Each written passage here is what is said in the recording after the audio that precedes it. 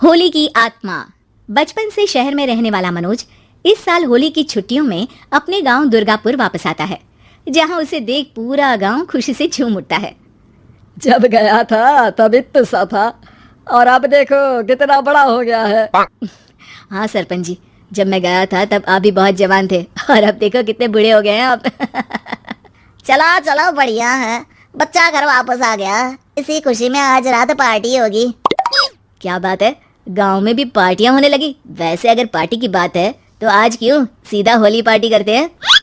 Holi party की बात सुन चहल पहल में अचानक सन्नाटा छा जाता है, जिसे देख मनोज को कुछ अजीब लगता है, लेकिन तभी सरपंच बात पलट देता है।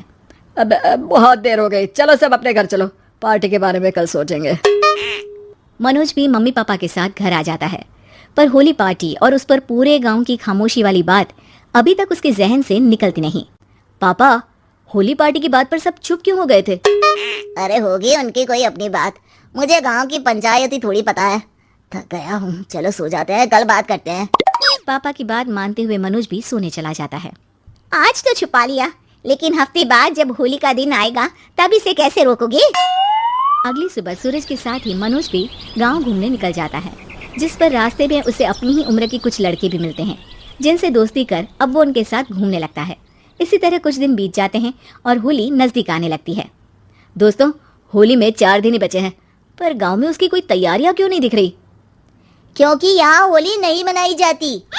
अरे पर ऐसा क्यों? वो राजा भूषण। अरे तुम 4 दिन के लिए आए हो, क्या इतना सोच रहे हो? चलो कुछ खाने चलते हैं। इसी के साथ एक बार फिर होली की बात को टलते हुए देख मनोज को शक होने लगता है। वो घर पहुंचते ही इंटरनेट पर अपने गांव और राजा भूषण के बारे में जानकारी निकालने लगता है। क्या? मुझे आज तक ये नहीं पता था। ऐसा कैसे? किसी ने मुझे कुछ बताया क्यों नहीं? सारी जानकारी लेने के बाद मनोज गांव वालों या अपने मम्मी पापा से कुछ पूछे बिना खुद ही उसकी सच्चाई के बारे में छानबीन करने लगता है, जिसके चलते वो राजा भूषण की हवेली में पहुंचता है। वाह, क्या हवेली है यार! पर क्या यहाँ सच में कोई भूत है? हेलो भूत जी, कोई है क्या? हम इस साल गांव में होली सेलिब्रेट कर रहे हैं, क्या आप उस पर थोड़ा इंटरव्यू देंगे? मनोज के ऐसा बोलते ही गांव में तूफान उठ जाता है और हवेली में रखी सारी चीजें हिलने लगती है। एक अदृश्य शक्ति मनोज को धक्का देकर हवेली से बाहर निकाल दरवाजा बंद कर लेती है। ये सब देख मनोज हैरान रह जाता है। क्या अभी मुझे हवा ने धक्का देकर बाहर निकाल दिया? मेरे होते हुए इस गांव में कभी होली नहीं मन सकती, इसलिए दोबारा ऐसी कोशिश भी मत करना, अंजाम बुरा होगा। आवाज सुन मनोज हैरानी से इधर उधर देखने लगता है, पर उसे कोई दिखाई नहीं देता। वो गांव वापस आ जाता है, जहां तूफान की वजह से सब कुछ तहस महस हो चुका होता है। आखिर ये तूफान आया कैसे? ना ऐसा कोई मौसम था और ना ही हमने होली का त्योहार मनाने की बात की थी। सरपंच की बात पर कोई रिएक्शन दिए बिना मनोज चुपचाप अपने घर चला जाता है। इस तरह देखते ही देखते होली का दिन भी आ जाता है और मनोज रंग लेकर गांव में निकल जाता है, लेकिन गांव पूरी तरह खाली होता है।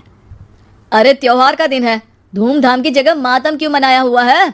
मनोज की आवाज सुन सब अपने घर की खिड़कियां खोल के घर के अंदर से ही उसे वापस जाने के लिए कहने लगते हैं, पर वो किसी की नहीं सुनता। तुझे पहले भी समझाया था, अगर होली खेलने की कोशिश भी की तो अच्छा नहीं होगा। अरे बात मान लो बेटा, तुम्हें सच नहीं पता। मुझे सब पता है। सालों पहले इस राजा ने एक अंधविश्वास फैलाया और आप लोग आज तक उसे मानते आ रहे हो। अरे बेटा, जब तुम पैदा भी नहीं हुए थे उससे भी बहुत पहले से इस गांव पर होली का श्राप है।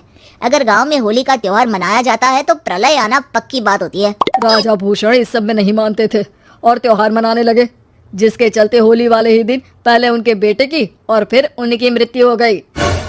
तभी से गांव की रक्षा के लिए उनकी आत्मा उस हवेली में रह रही है। सबकी बातें सुन मनोज उलझन में पड़ जाता है। सोचना भी मत मनोज, अगर तुमने इस परंपरा को तोड़ने की कोशिश भी की तो उसका परिणाम इस गांव और गांव के लोगों के लिए अच्छा नहीं होगा। मुझे भी यकीन नहीं हो रहा कि आप लोग एक बेतुकी बात को मानकर सालों से रंगों के त्योहार को मातम की तरह मनाते आ रहे हो।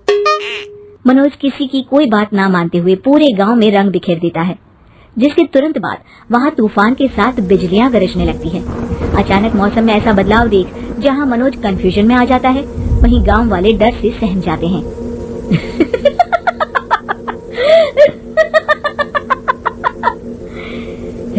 लेकिन हमारे जैसे सिर्फ अपने स्वार्थ के लिए नहीं बल्कि पूरे गांव की खुशियों के लिए यहाँ होली मनाई है, जिस वजह से अब इस गांव पर होली का श्राप टूटता है। ऐसा बोलकर राजा का भूत वहां से गायब हो जाता है, जिसके बाद गांव के लोग धूमधाम से होली मनाते हैं। खुशियों के रंग गांव में बिखरे ही होते हैं कि अगली सुबह अचानक मनोज कहीं गायब हो जाता है और एक बार फिर गांव में होली का नया राज शुरू हो जाता है। कहानी है रामपुर गांव की, जहां के मर्द महिलाओं को हमेशा नीचा दिखाने की कोशिश में रहते। अरे अभी तक खाना नहीं आया क्या? मुझे एक और शादी करने की जरूरत है। नहीं जी नहीं, ऐसा मत करना वरना मैं कहाँ जाऊंगी। खाना लेकर मैं अभी आई जी। गांव की पंचायत में भी फैसले हमेशा औरतों के खिलाफ ही रहते। मैं जो फैसला सुनाता हूँ वो भगवान की आज्ञा होती है। इस लड़के ने अपने मन से शादी करके अच्छा नहीं किया। लड़के को घर भेज दो और इसकी शादी इसकी जाति की किसी लड़के से करवा दो, लेकिन ये लड़के इसे तो गांव के बाहर निकाल दो। नहीं नहीं जमींदार साहब, ये क्या बोल रहे हैं? ऐसा नहीं हो सकता। मेरी बेटी मासूम है, इसे अच्छे बुरे की समझ नहीं है। अरे कहाँ जाएगी ये बेचारी? कहाँ जाएगी? इतनी चिंता है तो पूरे परिवार का गांव निकाला कर देते हैं। बेचारे पूरे बसे बसाए परिवार को गांव छोड़ना पड़ता है। चाहे जो हो, अगर बेटियों को कंट्रोल नहीं कर सकते तो गांव में रहने का कोई मतलब नहीं है। यहाँ औरतों को दब कर रहना होगा। कोई भी अपने हिसाब से कुछ नहीं कर सकता, सब ईश्वर की मर्जी से ही होगा। तभी गांव का एक आदमी दौड़ा दौड़ा आता है। सरपंच साहब, जमींदार साहब, वो कालिया है ना, उसकी बेटी पढ़ने के लिए शहर जा रही है। अच्छा, ये कब हो गया? और कालिया की हिम्मत कैसे हो गई ऐसा करने की? लेकर आओ उसे और उसकी बेटी को। बस फिर क्या था, हाजिर हो जाते हैं कालिया और उसकी बेटी सरपंच के सामने। अरे कालिया, ये क्या सुनने में आ रहा है? बेटी को इंजीनियर बना रहा है तू? और ये बता, गांव में तो स्कूल नहीं है, फिर कहां से इतनी क्लास पास कर गई तेरी बेटी? राधा, जो कि कालिया की बेटी है, उसे लगता है कि सरपंच उसकी तारीफ कर रहे हैं। सरपंच जी, मैंने ऑनलाइन पढ़ाई की है, डिस्टेंस लर्निंग से। सभी में मैंने अच्छे नंबर पाए हैं, जिसे देखते हुए शहर की इंजीनियरिंग कॉलेज में मुझे स्कॉलरशिप मिली है। वाह जी वाह, क्या होती है ये? पहले तो ये बताओ, फिर आगे की बात करते हैं। पूरा गांव राधा की बात सुन रहा था और राधा बोलती जा रही थी। तो ऐसे मैं फ्री में एक अच्छी शिक्षा लेकर गांव में जो कुछ परेशानियां हैं, जैसे बिजली, पानी और इंटरनेट जैसी समस्याओं के लिए काम करूंगी। मैं गांव को शहर से जोड़ने के लिए पुल का निर्माण करवाने का प्रस्ताव रखूंगी। मुझे पूरी उम्मीद है कि जल्द ही हमारा गांव भी तरक्की की राह पर चल पड़ेगा। राधा की बात सुनकर सारे गांव वाले ताली बजाने लगते हैं। सरपंच को समझ नहीं आता कि वो क्या करे। चुप रह नादान लड़की, गांव के खिलाफ जाने के लिए तुझे गांव से बेदखल कर दिया जाएगा, वो भी पूरे परिवार के साथ। और हाँ, अगर ठीक से गांव में रहना चाहती है तो ये पढ़ाई लिखाई छोड़ दे। हम तेरे लिए गांव का कोई होनहार लड़का देखेंगे। तभी गांव का एक आदमी बोल पड़ता है। अरे नहीं नहीं सरपंच जी, राधा बिटिया जो बता रही है, अगर वैसा हो जाए तो हम लोगों को पैसा कमाने के लिए बाहर नहीं जाना पड़ेगा। हाँ जी, और ना ही कोसों दूर पानी के लिए भटकना पड़ेगा। हमारे बच्चे भी अच्छी पढ़ाई कर सकेंगे और आगे बढ़ेंगे, ना कि हमारी तरह खेती करते बैठेंगे। क्यों गांव वालों, राधा बिटिया का साथ देना चाहिए ना। सरपंच देखता है कि गांव राधा के साथ है तो वो चुप हो जाता है। वो घर आकर अपने सलाहकार से बात करता है, जो बहुत ही चालाक किस्म का इंसान होता है। अरे सरपंच साहब, आपको बहुत ही होशियारी से काम लेना पड़ेगा। एक बार गांव तरक्की कर गया, यहाँ के बालक पढ़ लिए तो कोई ना पूछेगा आपको। और फिर ये जो बेटा और बेटी है ना आपके, इनको भी आम लोगों की तरह ही जीवन जीना होगा। हाँ, लेकिन करे तो क्या करे? वो ना आप मुझ पर छोड़ दीजिए, बस मैं जैसा बोलूं करते जाइए। अगले रोज सुबह जब गांव वाले सोकर उठते हैं तो राधा के घर के बाहर और साथ ही वो लोग जिन्होंने राधा का सपोर्ट किया था, उनके घर के आगे लाल रंग से कल आऊंगी लिखा होता है। कल आऊंगी, यह क्या होता है? अरे यह तो खून से लिखा है, लगता है कोई भूत प्रेत या चुड़ैल का साया है। चलो सरपंच जी के पास चलते हैं। सभी सरपंच के पास जाकर उसे सारी बात बताते हैं। और ये तो बड़ी मुश्किल की बात है। चलो मैं एक बाबा को जानता हूँ, उन्हें बुला लेता हूँ। सरपंच बाबा को लेकर गांव के घर के बाहर जाता है। ओहो, तो ये वो चुड़ैल है जो उन लोगों को निशाना बनाते हैं जो गांव को बदलने का सपना देखते हैं। वो गांव को ऐसे ही संपन्न देखना चाहती है, वो नहीं चाहती कि कोई बाहरी यहाँ का कायाकल्प करे। क्या तुम लोगों में से किसी ने गांव को बदलने की सोच रखी है? तभी राधा की माँ रोते रोते आती है। मेरी राधा घर से गायब हो गई है। अरे कोई तो बचाओ, मेरी बच्ची कहाँ गई?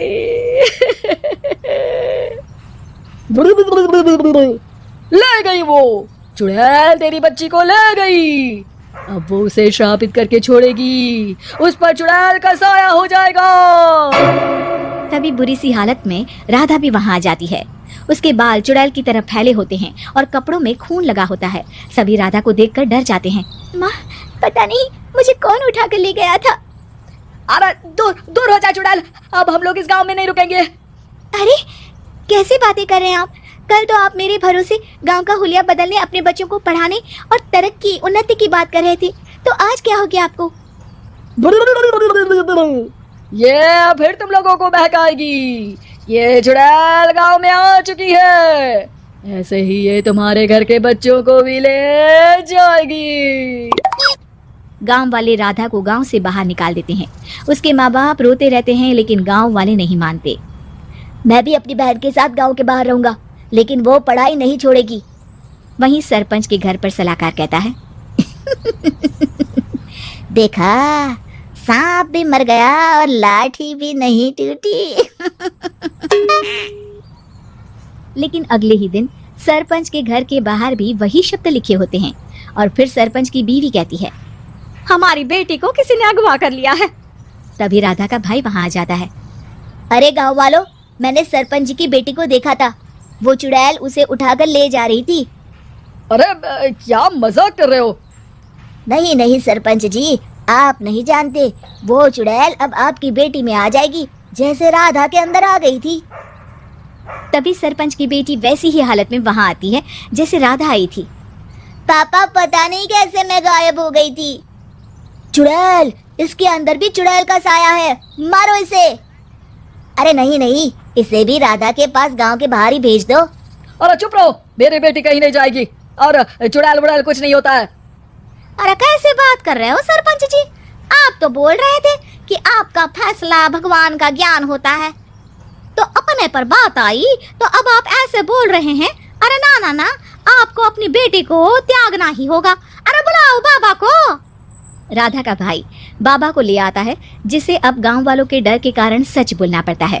मैं कोई बाबा नहीं हूँ, मैं तो मोची था। ये सलाहकार महोदय ने मुझे कहा था एक्टिंग करने को, वो मुझे पैसे देने वाले हैं। अब मुझे माफ कर दो। गलती हो गई, मुझे माफ कर दो। तभी वहां राधा आ जाती है। देखा सरपंच जी, जब गांव के बच्चे साक्षर होंगे तो आप जैसे लोगों की चालाकी नहीं चलेगी। उम्मीद है कि आपको हमारी ये कहानी पसंद आई होगी। कृपया हमारे चैनल को सब्सक्राइब करें और सभी अपडेट्स के लिए बेल आइकन जरूर क्लिक करें। और हाँ, वीडियो लाइक और शेयर करना मत भूलिएगा। Bye bye.